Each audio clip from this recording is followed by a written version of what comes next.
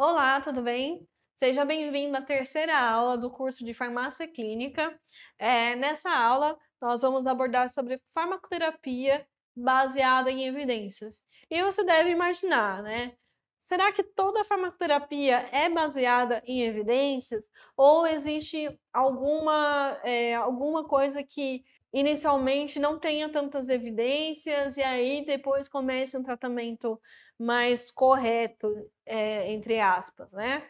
Então, o objetivo da aula a gente vai falar um pouquinho, né, dando aquele spoiler, né, sobre sobre diretrizes clínicas, né? O que são diretrizes clínicas, como que elas funcionam e também de farmacoeconomia, né? Como isso é importante e como isso também é estacionado às diretrizes clínicas, a estudos farmacoterapêuticos, né?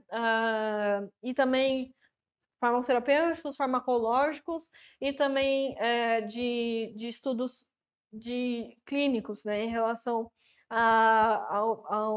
aos tratamentos, em relação às diretrizes clínicas, certo? Então, vamos começar aqui com um caso clínico, né, para a gente desafiar nossa mente, a gente pensar sobre essa questão, tá? Então, vamos iniciar aqui. Paciente masculino, 78 anos, procura serviço de emergência devido à febre e prostração há 3 dias, né? Foram realizados exames de PCR. Esse PCR é proteína C reativa, caso alguém não saiba, tá? O que é essa proteína C reativa? Ela vai estar elevada caso tenha alguma infecção, né, no organismo relacionada, tá? E a tendência é que ela diminua conforme conforme o tratamento com antimicrobiano, né? Ou antiviral, enfim, tá? Mas o PCR é um sinal de alerta que o nosso organismo está combatendo alguma bactéria, algum vírus, algum fungo, tá? Então, foi realizado esse exame de PCR para identificar se tinha alguma infecção associada, né? A gente está falando aí de febre, prostração, então é um indicativo bem grande, mas para a gente ter uma conduta, né, que se enquadre melhor ao quadro do paciente, a gente utiliza esse PCR. Foi feito também exame de hemograma, que associados ao raio-x e exame físico sugeriram infecção bacteriana, tá? Beleza, infecção bacteriana.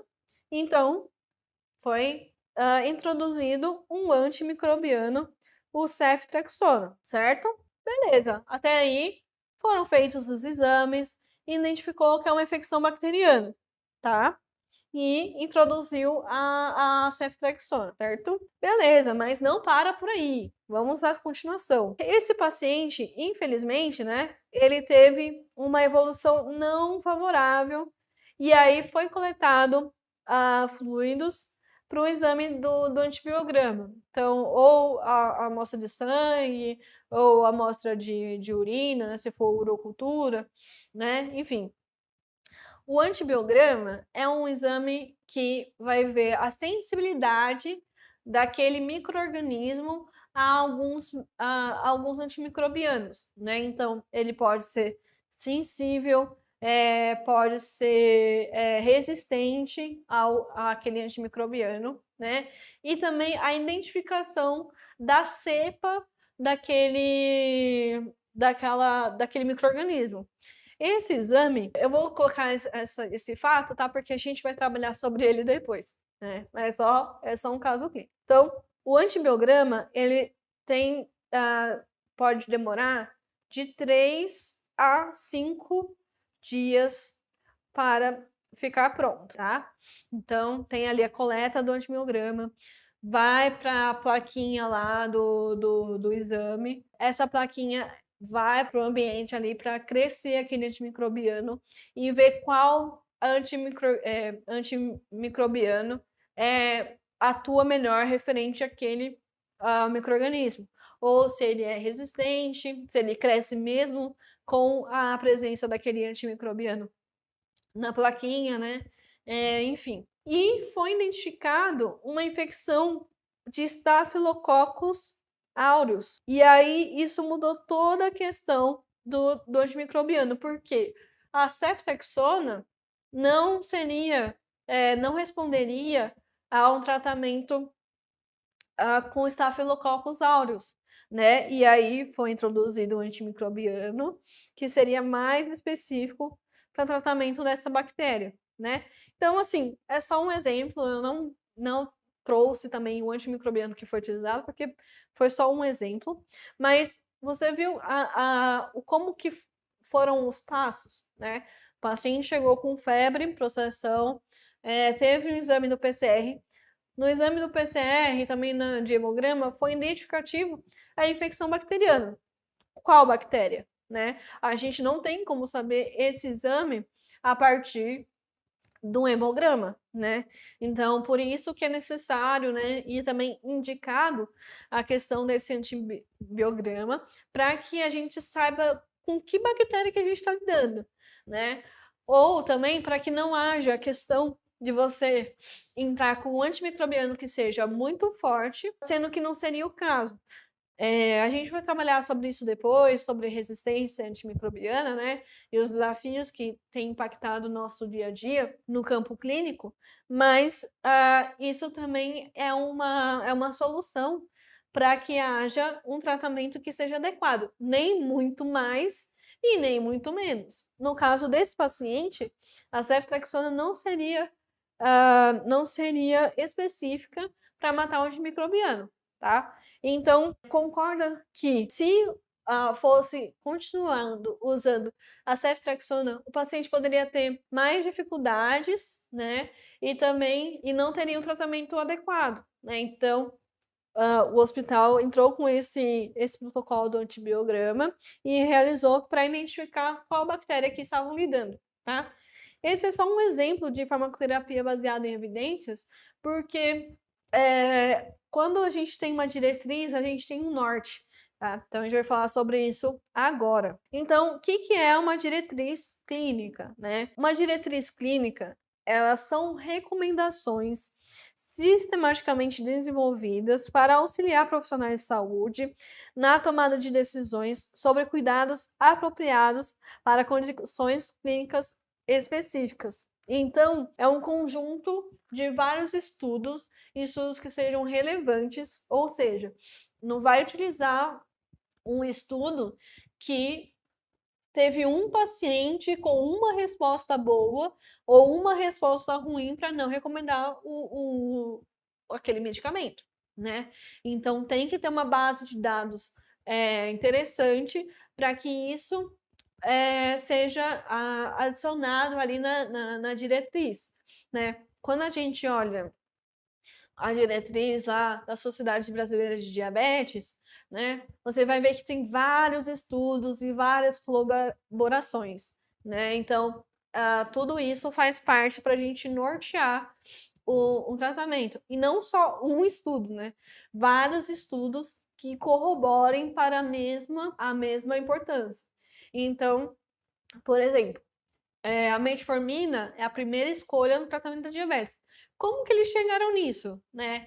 Eles pegaram a metformina, tiveram vários estudos, estudo duplo, estudo cego, né? Estudo com a pessoa sabendo que estava tomando medicamento, estudo randomizado, então, metformina com outros medicamentos para ver o efeito da metformina, a evidência da distribuição da metformina no organismo, né, a ação dela de diminuição da glicemia de forma que seja ali bem distribuída, né, enfim.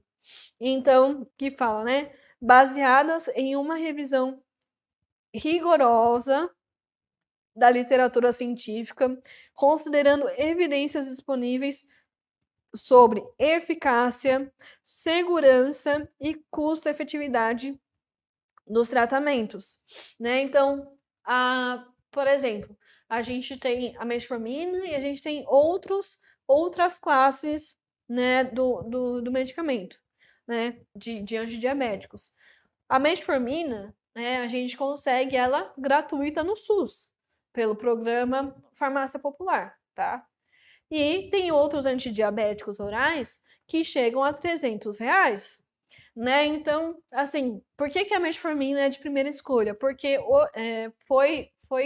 entrou no consenso que ela seria de melhor custo para o paciente e também de uma ação que seria bem aproveitada ali para o paciente. Né? Então, faz sentido eu colocar uma primeira escolha de R$ 300, sendo que eu tenho uma escolha que pode até ser gratuita, né? Então, tudo isso é visualizado, né? Às vezes a eficácia é extremamente alta, porém o custo não é muito efetivo, né? Então, por isso que a gente tem que olhar todas essas questões relacionadas ao tratamento do paciente, né?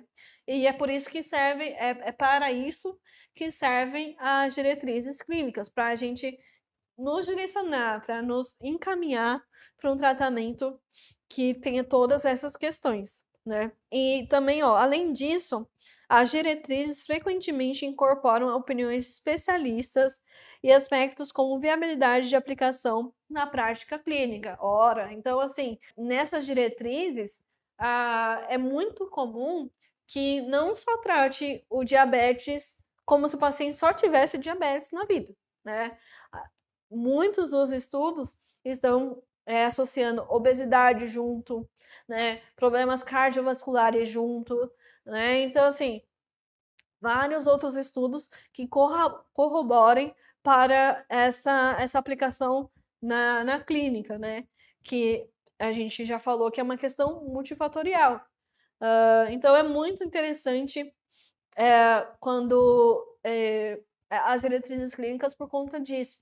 Não é só falando da doença, é falando de várias questões que estão associadas, né? Tem uma definição que foi de 1992, é um pouquinho velhinha, né? Mas fala assim que as diretrizes clínicas são sistematicamente desenvolvidas para ajudar médicos e pacientes em decisões sobre cuidados apropriados em circunstâncias clínicas específicas, né? Então, antes essa é a questão para circunstâncias clínicas específicas. Hoje em dia, as diretrizes clínicas também abrangem outras questões de doenças crônicas também, tá? Então, as diretrizes clínicas, elas podem ser desenvolvidas por sociedades médicas, órgãos governamentais ou instituições de saúde. Então, alguns estudos, né, são feitos por entidades específicas. Então, por exemplo, aqui a SES tem um grupo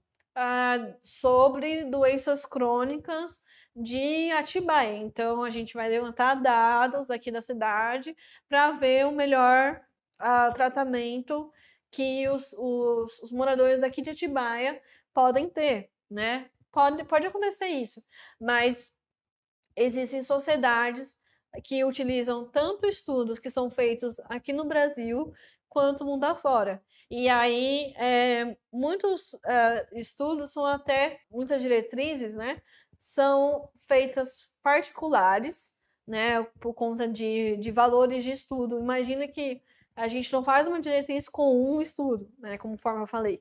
A gente vai fazer com vários estudos, né? Então, é interessante que tenha uma participação econômica dessas sociedades para instigar, né, investigar medicamentos, pacientes que fazem uso dos medicamentos, prognósticos, né?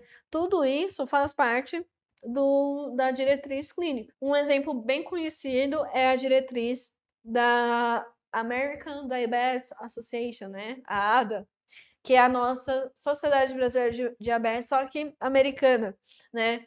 Atualizada anualmente com base em novas evidências científicas, assim também como a SBD, né? E diversas outras sociedades que a gente tem aqui no Brasil. Tem uma diretriz que é de hipertensão clínica e também de outras doenças associadas.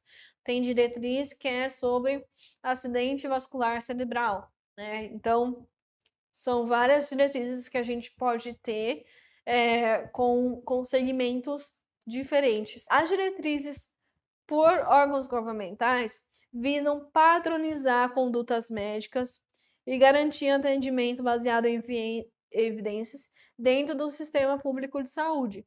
Então, vamos supor que lá nos Estados Unidos, né, tem essa diretriz, porém, alguns medicamentos que tem lá, a gente não tem aqui.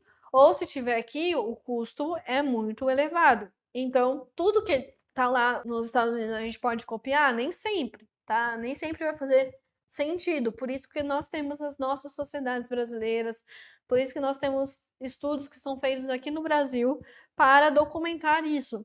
E as diretrizes que são do governo, elas vão padronizar um atendimento, como que vai ser feito um atendimento de uma parada cardíaca, por exemplo, né? Como que vai ser feito, qual que é o tempo que a gente vai responder a um chamado de parada cardíaca, quais medicamentos vão ser utilizados, enfim, tudo isso são diretrizes e também de medicamentos que estão dentro do país, né? Então, dentro dos protocolos governamentais, tem tudo isso associado. Esses medicamentos vão ser gratuitos, ou alguns medicamentos vão ter uma coparticipação do paciente no programa Farmácia Popular, por exemplo. Quando a gente fala de uma unidade básica de saúde, né, que tem os medicamentos lá, você tem a disponibilidade de alguns medicamentos na UBS, que são medicamentos não complexos, porém tem alguns medicamentos que são chamados de alto custo, né, que é numa farmácia que atende medicamentos especiais. Então, medicamento para artrite reumatoide, você não vai tirar no postinho, muitas vezes, né? Você vai tirar em outra parte do SUS. Mas todos esses medicamentos devem ter diretrizes que padronizem esse tratamento aqui no Brasil. Faz sentido, né? Então, aqui no Brasil, a gente tem uma lista de medicamentos que são aprovados para uso, né? E muitas vezes a gente não tem estudos aqui que não aplicam lá fora e lá fora que não aplicam aqui. Isso é extremamente comum, tá? E as diretrizes de iniciativa privada têm o objetivo de fornecer recomendações baseadas nas melhores evidências possíveis, né? Então, às vezes, é um estudo que é patrocinado por alguma instituição, alguma indústria farmacêutica, né? Enfim, não para promover o medicamento da indústria, mas que a indústria também tem interesse sobre esses estudos, porque isso faz sentido na questão de mudança, sobre efeitos adversos. Então, esses estudos, quanto mais estudos a gente tem sobre efeitos adversos, mais a indústria farmacêutica é interessante para ela que isso diminua. Então, como que a gente diminui?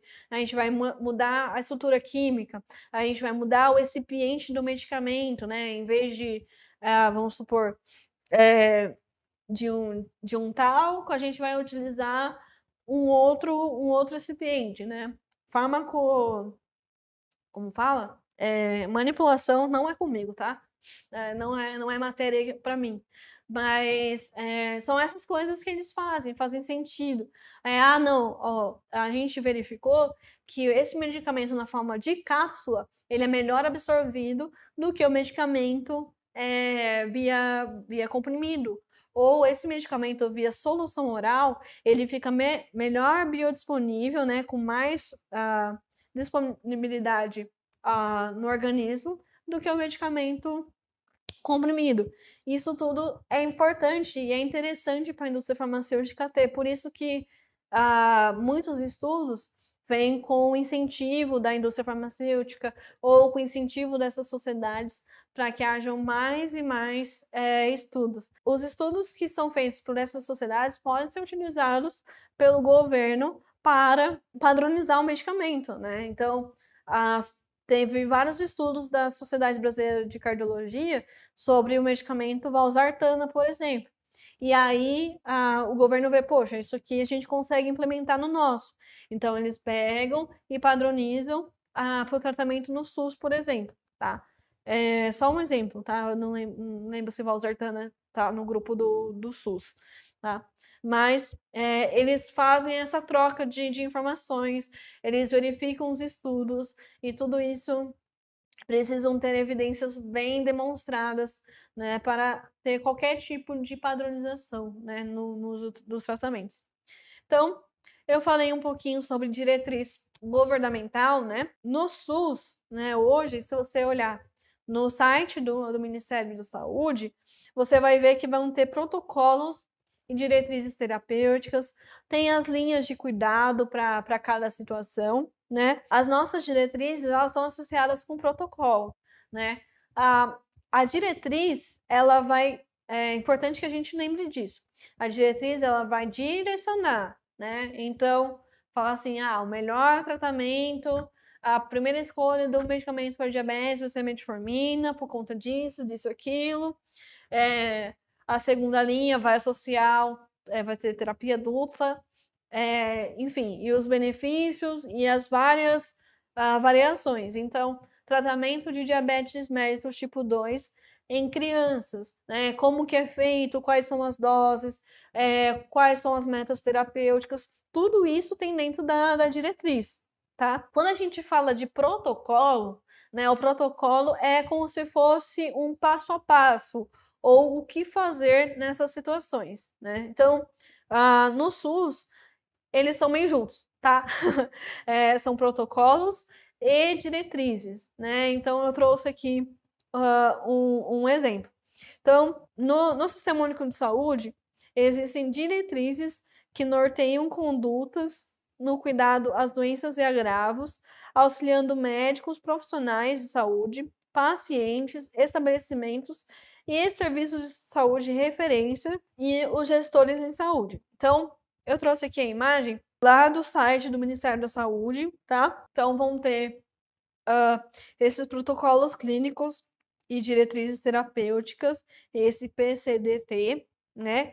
E ele está organizado em ordem alfabética, é muito interativo, assim, você consegue navegar super rápido nesse site. E é interessante que ele é atualizado mensalmente, anualmente, né? Então, vão ter várias melhoras, assim, em relação aos protocolos, de acordo com os novos estudos, de acordo com novas evidências, tá? Então, aqui, ó, acidente vascular cerebral isquêmico agudo. Então, aqui nos protocolos, eu peguei um exemplo aqui, ó, que ele tá separado por ordem alfabética, né? Então, aqui vai ter acidente vascular cerebral isquêmico agudo, né? E aqui tá o arquivo quando que foi colocado no sistema, né? Acromegalia, adenocarcinoma de estômago, quais são os protocolos, né? E abrindo aqui, ó, o que tem por dentro desses documentos? O que é a doença, né? O que é o acidente vascular cerebral? Ele vai introduzir ali a doença, os padrões de diagnósticos, tratamentos recomendados, podem ter também as metas terapêuticas, enfim, esse é o geral, o que está por dentro desses documentos. E eu abri aqui ó, o do próprio de acidente vascular cerebral isquêmico agudo, né? Então aqui ele começa definindo: o acidente vascular cerebral, AVC, é uma das principais causas de incapacidade e morte do mundo.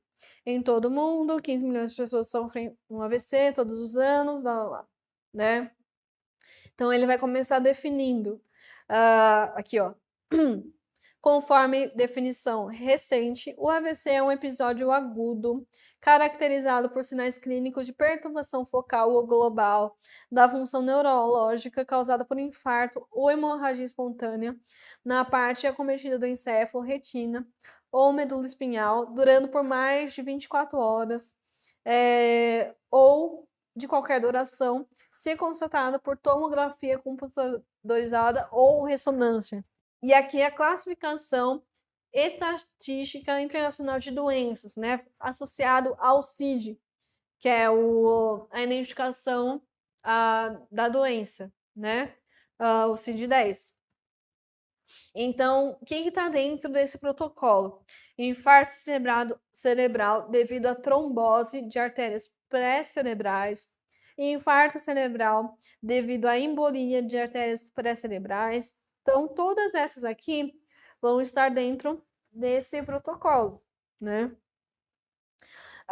O diagnóstico, como é feito o diagnóstico, né? Então, vai aplicar uma escala de avaliação, vai aplicar algum exame laboratorial, enfim, o que faz sentido nessa doença. Então, é isso que a diretriz também direciona, certo?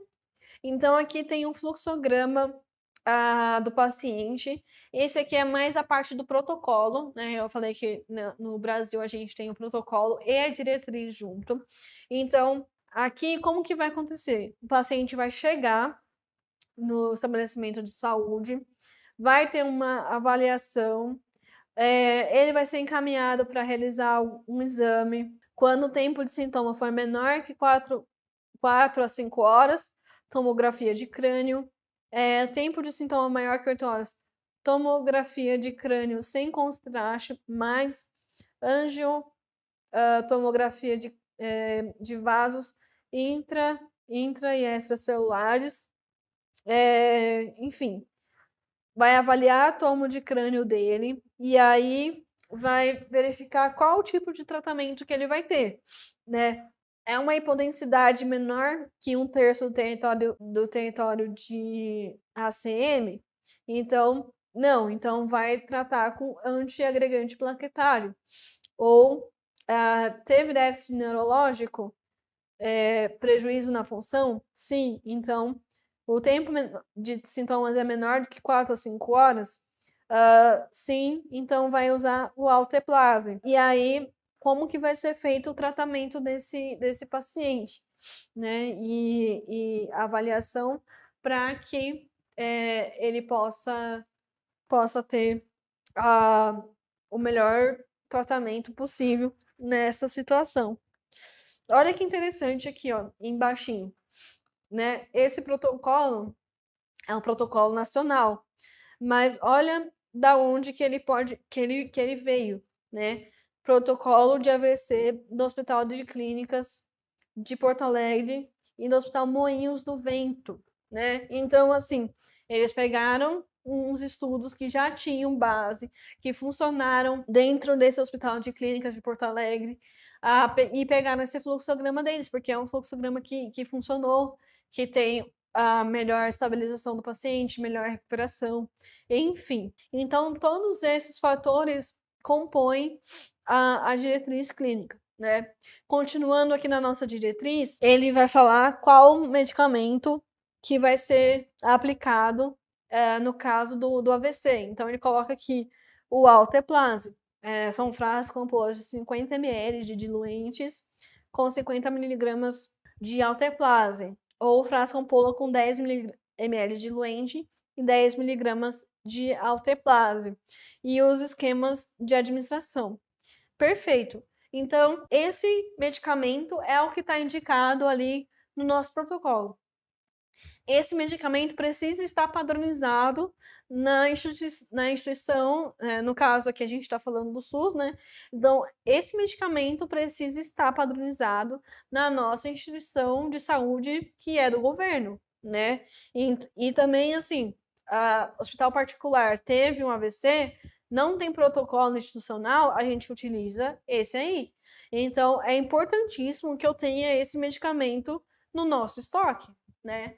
Porque senão eu não vou conseguir cumprir esse protocolo, eu não vou conseguir cumprir essa diretriz. E isso pode acarretar em problemas, em agravamentos de saúde, né? Então, como que vai fazer o esquema de administração? Vai ser por via intravenosa, 10% da dose aplicada em bolos, ou seja, direto na veia do paciente, e o restante ao longo de 60 minutos. A administração do Ateplase deve ocorrer entre 4 horas e 30 minutos do início dos sintomas do AVC. Mais do que isso, não adianta usar o Ateplase. O paciente pode, depois dessas 4 horas, ele pode ter muitos agravamentos neurológicos referentes a não utilização desse medicamento, tá? Então, por isso que é importante ter uma diretriz, um protocolo, porque isso vai nos direcionar no tratamento desse paciente, tá? Então, aqui a monitorização, né? Pacientes que receberam terapia trombolítica devem manter restrição alimentar sem qualquer alimentos ou líquidos durante 24 horas. Antes da primeira alimentação, todos os pacientes com AVC, tratamento conservador, trombólise ou trombectomia devem ser rastreados para disfagia, a fim de prevenir a pneumonia após AVC e diminuir risco de mortalidade precoce. Testes de deglutição de água ou testes de consistência múltipla são preconizados durante a pesquisa da disfagia, né? Então, ele coloca algumas coisas de monitorização. Então, esse paciente está conseguindo tomar água, está conseguindo comer, enfim, para evitar e diminuir o risco de mortalidade precoce desse paciente. Então, onde que o farmacêutico se encaixa? Nossa, esse papo, né, de diretrizes e tal, como que a gente tem voz, assim, nessa parte? Nós temos uma profissão muito abençoada, tá? Por que eu digo isso? Porque nós podemos estar nas pesquisas relacionadas à efetividade desses medicamentos, com estudos clínicos para os pacientes, né? Então, tanto através da indústria farmacêutica, como nas sociedades, né, médicas, tanto em faculdades, estudos sempre são necessários. Devido a toda essa questão multifatorial e também do agravamento, então os estudos nunca vão ser de forma que esgote, né? Ou se finde as possibilidades. E sempre precisa, sempre é importante que haja uma reavaliação dessas diretrizes. E, como eu comentei, elas são baseadas em estudos, revisões que sejam significativas, né? A gente pode trabalhar aplicando essa diretriz, aplicando no estabelecimento de saúde, junto com a equipe multidisciplinar, né? Então, vendo o que faz, tem um protocolo, né, nacional, mas tem alguma forma que a gente pode antecipar essa admissão, né? Então, a indicação, por exemplo, é que o paciente tenha a realização da tomografia o quanto antes, né? Então, será que o paciente vai esperar ser chamado para depois iniciar a tomografia, ou ele já vai ser encaminhado, ter um tempo mínimo aí de espera, né? Então, tudo isso a gente, como farmacêutico, não vai conseguir fazer sozinho, né? Mas vão ter todos os fatores ali da instituição, seja ela pública, seja ela privada, né? E porque isso vai afetar diretamente a questão do paciente, tá? E buscando estudos para entender, aprender ainda mais a questão dos medicamentos, né? Temos muitos medicamentos que estão sendo lançados, né? Ou até com efeitos adversos que estão tendo maior impacto aí na sociedade. Por exemplo, aí o Ozempic, né? Que foi um boom, né? Um negócio assim absurdo de muita gente utilizando e tendo muitos efeitos adversos. Tudo isso faz parte da nosso aprendizado e também para a gente passar isso de forma simplificada para o paciente, tá? Então, e quais são os impactos ao paciente, né? As diretrizes clínicas, elas afetam diretamente o paciente de várias maneiras, né? Vai influenciar ali no conhecimento do diagnóstico do paciente, o tratamento, o acompanhamento da sua condição de saúde, também na questão que os tratamentos sejam eficazes, né? Acho que um exemplo que eu tenho para mim, não tem nada mais desagradável do que você ir num restaurante chique, um negócio, né, caro, e você não comer bem ou ser algo ruim, né? Você pagar caro por algo ruim que você vai ter que comer depois, né? Alguma coisa que sustente mais. Então, quando o paciente tem conhecimento do tratamento, um tratamento que seja eficaz, ele vai se sentir seguro, né? E o tratamento vai ser seguro para o paciente, né? Isso vai reduzir a variabilidade na prática médica e evita o uso de terapias ineficazes ou potencialmente prejudiciais, né? Então, quando a gente tem uma diretriz, ela nos direciona a um tratamento que se adeque melhor, né? A gente passou pela diretriz de diabetes na aula anterior de doenças crônicas, aqui, por exemplo, tá? Então, aqui na tela vai ter o fator laboratorial que a gente vai olhar se o paciente tá com se ele é sedentário, se ele não é. E isso vai nos nortear para o tratamento que seja seguro e eficaz ao paciente. Eita, que eu tô indo. A segurança do paciente e redução de riscos, né? O uso adequado de medicamentos e procedimentos, minimizando os erros médicos, interações medicamentosas perigosas e efeitos adversos. Então, quando a gente utiliza a diretriz e o paciente tem consciência que a gente está utilizando essa diretriz, é justamente para evitar que o paciente sofra os efeitos adversos não desejados e também interações medicamentosas. O paciente está utilizando uma linha de tratamento, então a gente precisa olhar os outros medicamentos para que ele tenha uma melhor adesão ao tratamento geral, né? E também uma padronização de cuidado, porque se concorda se você for, por exemplo, um dia você vai ser atendido lá na unidade de saúde do seu bairro, tá? E aí utiliza um tratamento, tá? Um protocolo. Se você vai em outro e utiliza uma outra forma, isso não vai ficar estranho? Sendo que teria que ser a mesma linha de cuidado, né? Então, isso, a diretriz, né, os protocolos ajudam a gente ter essa padronização, né? Para que a gente não tenha nem menos, nem mais, mas o ideal para a nossa condição clínica. E acesso a medicamentos e procedimentos no SUS e em plano de saúde, né? No Brasil, os protocolos clínicos e diretrizes terapêuticas definem quais medicamentos e exames são cobertos pelo SUS. Da mesma forma, os planos de saúde também seguem as diretrizes. Eles, por exemplo, se o plano de saúde vê que o seu tratamento não se encaixa com aquele medicamento, isso pode trazer malefícios ali no plano de saúde, tá?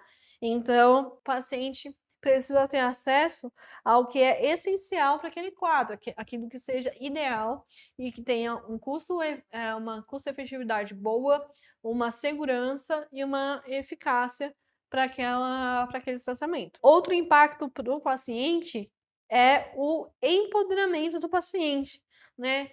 Quando o paciente sabe aquilo que ele está tomando, e faz sentido para ele as metas e também para como que está indo o tratamento dele, né? Isso encoraja que o paciente tenha melhor adesão às terapias associadas, né?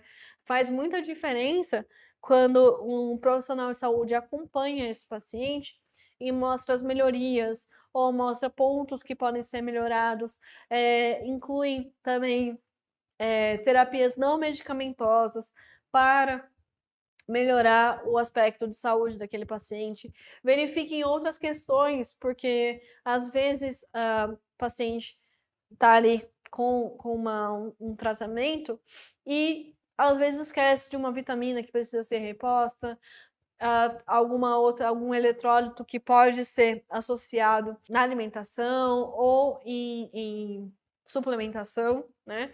Então, tudo isso, essa abordagem ajuda o paciente a ter uma visão consciente do tratamento e ele saiba o tratamento, ele tenha, mesmo assim, com as dificuldades dele, ele tenha essa ciência. Nesse empoderamento do paciente, é importante também que o acompanhante, o cuidador, também tenha essa ciência para que ele encoraje esse paciente, né? Não adianta nada o paciente estar sozinho nessa questão, sendo que ele depende de acompanhantes, de cuidadores ou de cuidados, né, terceirizados, né? Então, é importante que o paciente saiba para onde está indo com o tratamento. O impacto para o paciente também é que as diretrizes são atualizadas periodicamente, né, com base em novos estudos. O paciente pode se beneficiar com novos tratamentos mais eficazes, mais modernos, conforme novas evidências que surgem, né? Então, por exemplo, o paciente tem uma função renal diminuída, se tem um medicamento que interfere menos nessa questão, poxa, vai ser melhor para ele que isso seja abordado, né, e recomendado também na terapia atual dele. E questão aí de farmacoeconomia, né?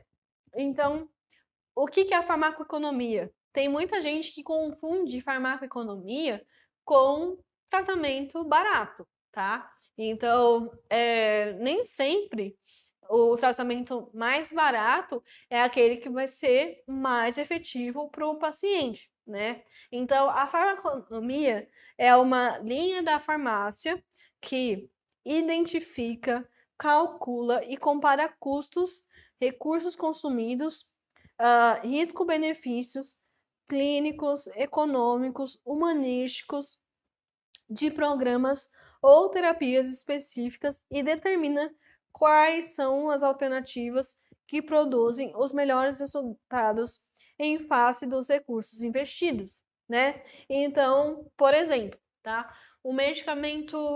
Tem um medicamento genérico e um medicamento de marca. Se nos estudos eles têm a mesma biodisponibilidade, mesmo tempo de ação, muda pouco, isso não vai afetar clinicamente o paciente. Porém, se, por exemplo, o paciente está gastando, ele está fazendo tratamento de colesterol, né, de dislipidemia, e aí está fazendo uso de 80 miligramas de simvastatina para reduzir o colesterol dele. Beleza. 80 miligramas, ele vai ter que utilizar 2 comprimidos de 40 miligramas, por exemplo, tá? Aí são 2 comprimidos por dia e vai reduzir o colesterol por volta de 30%, tá? Exemplo, 2 comprimidos de 40 miligramas. Beleza.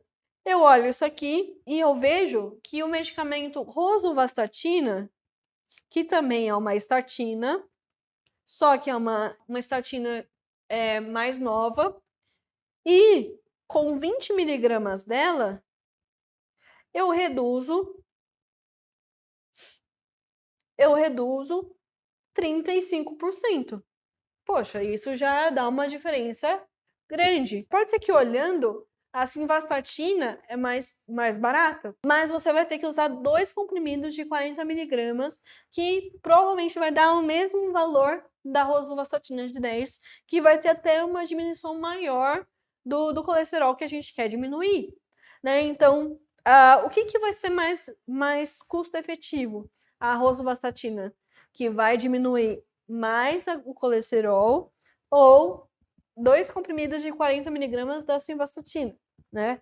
Então, é esse tipo de análise que a gente pode ter, e também a gente pode corroborar com a equipe médica, né? Então, aqui a gente coloca, são 4 tipos de análise recomendados pela farmacoeconomia: minimização de custos, custo-benefício, custo-efetividade e custo-utilidade. Então, não é a terapia mais barata, mas é sim uma terapia que tenha melhor custo-efetividade. Não adianta ela ter, mas então tá dizendo que é melhor ou o tratamento mais caro? Não necessariamente.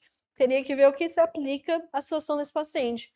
Eu dei uma olhada nesse artigo aqui de farmacoeconomia, perspectiva emergente no processo de tomada de decisão, né? Tá aí disponível o coisa para o link, né? Para vocês olharem, né? E aí ele fala muito sobre essa questão, né? De um estudo que foi analisado vários pacientes que tiveram essa dificuldade. Então, eu recomendo a leitura desse artigo também, tá? Então, eu coloquei essa foto aqui da infiltração, né?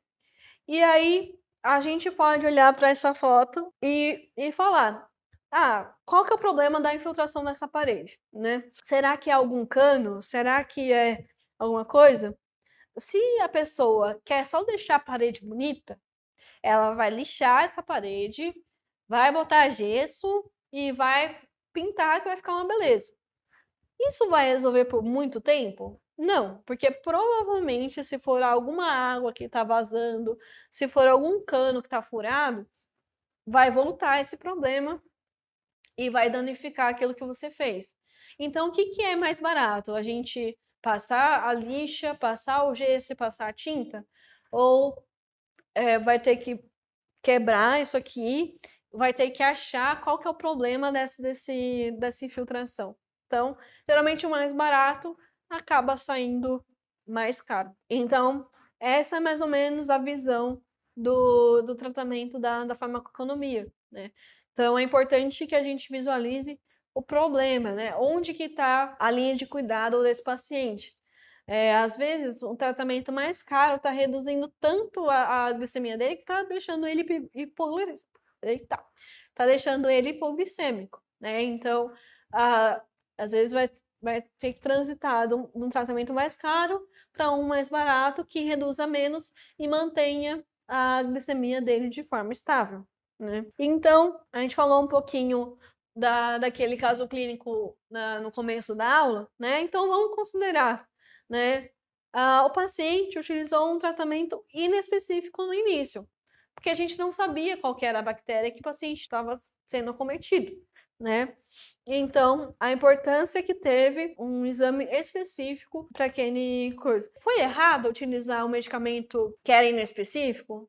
Não necessariamente, porque o paciente estava mal. Então, foi utilizada uma linha de tratamento antimicrobiana, que é uma linha boa, né? É uma linha de bactérias que eram propensas ali, vamos pensar na comunidade daquela instituição de saúde, né? Será que o serviço de saúde, né, ele seguia algum protocolo?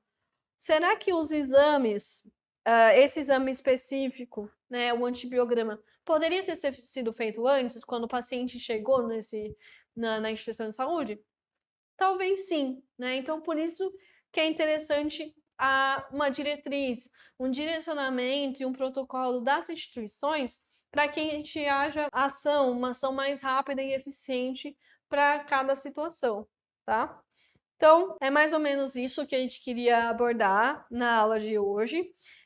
Então, apenas para concluir, né? As diretrizes clínicas melhoram a qualidade e segurança do atendimento ao paciente, garantindo que o tratamento seja baseado em evidências atualizadas, acessível e seguro, né? A aplicação prática deve considerar as particularidades de cada paciente, permitindo uma abordagem individualizada dentro das recomendações gerais do paciente, né? Então, essa é a importância das diretrizes clínicas. Eu espero que a aula tenha dado para entender um pouco sobre essa abordagem baseada em evidência, o uso dos estudos, o uso da diretriz clínica e como ela deve ser cada vez mais individualizada para o tratamento do paciente. A aula fica por aqui hoje, espero que tenham gostado. Te espero na próxima aula, te vejo na próxima aula do nosso curso de farmácia clínica. Até a próxima.